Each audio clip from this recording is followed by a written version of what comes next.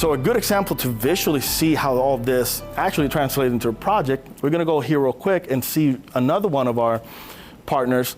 Here's a good example of a Ceraclad rain screen system. This is a fiber cement rain screen system.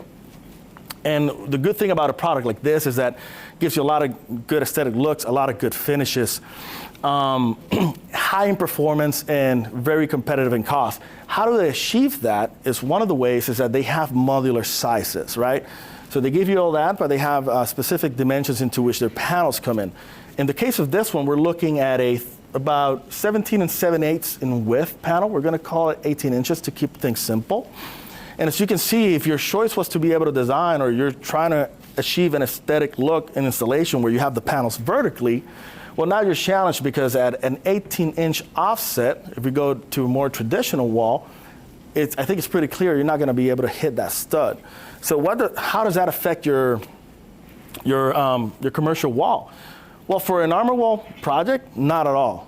ArmorWall provides a full surface area for structural attachment. That means that your installer can install anywhere he sees fits or anywhere he needs to achieve the installation properly. And as an architect, it also allows you to expand your vision of how you want to install that